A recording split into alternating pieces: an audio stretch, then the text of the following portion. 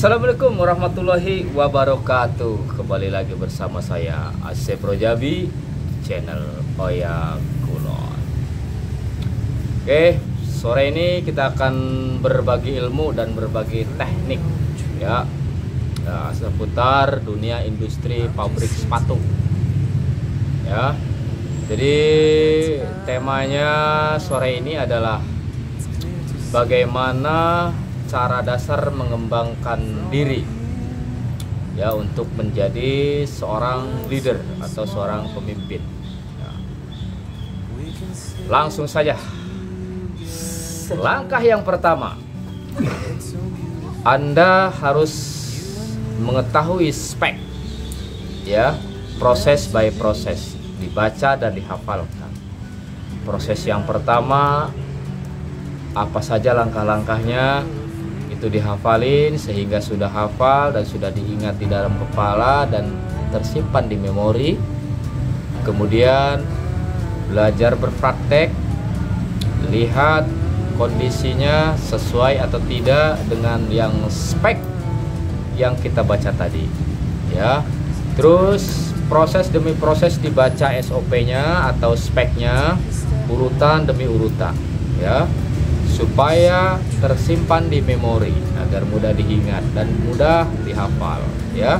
Setelah sudah diingat dan gampang diucapkan, setelah gampang diucapkan, mudah untuk mengajari tim kita yang ada di produksi. Tuh. Langkah yang kedua adalah menguasai medan ya, atau menguasai skup beluk lingkungan area tim tersebut, mulai dari tim A, B, C, dan D ya. Hafalin dulu satu persatu, terutama nama-nama dan bagian-bagiannya ya. Bagian A terkait apa saja, bagian B terkait apa saja, bagian C terkait apa saja, dan bagian D terkait apa saja. Itu yang perlu dikuasai oleh seorang leader. Kemudian langkah yang ketiga yaitu adalah dengan mengetahui apa saja ya tugas dan tanggung jawab langkah-langkah yang disebutkan poin kedua tadi ya. Contoh, dia sampai mana A, B, C, D, E, F, G, dia melakukan tugasnya sampai di proses C, sehingga diteruskan lagi prosesnya menjadi E, F, G, H, dan seterusnya. Anda harus mengetahui dasar-dasar itu dulu ya, agar Anda dapat berkomunikasi dengan baik, agar Anda bisa meminta dan memberikan informasi terkait bagian-bagian terkait. Kenapa banyak yang salah ya, teman-teman kita yang sekarang masih belajar menjadi seorang leader, banyak yang salah ya, meminta bagian yang bukan semestinya diminta, kemudian tidak menginformasikan kepada bagian terkait, padahal itu tugas dan tanggung jawabnya untuk masalah yang berkaitan dengan informasi tadi ya.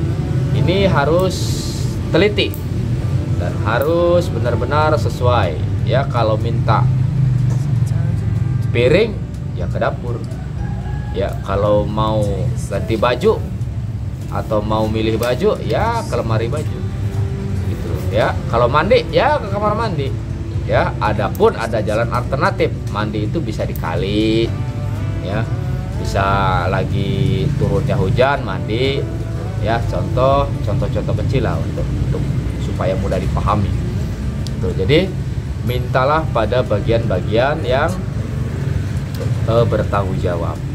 Dengan apa? Dengan mengetahui ya, terutama misalnya produksi di industri sepatu, ada bagian logistik, ada bagian cutting, ada bagian sewing, ada bagian assembling, ada bagian packing.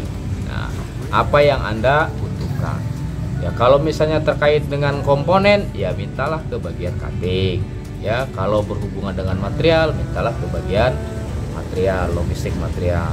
Kalau berhubungannya dengan berupa second process atau upper ya mintalah ke bagian sewing Ya, kalau berhubungan dengan permintaannya dengan sepatu, mintalah ke bagian assembly. Begitu dan seterusnya. Jadi jangan sampai minta upper ke bagian cutting atau minta sepatu ke bagian cutting, itu tidak bisa. Ya, itu tidak boleh dan itu tidak diperbolehkan dan tidak akan nemu dan tidak akan dikasih dan tidak akan menemukan support yang seperti itu karena Anda salah kamar.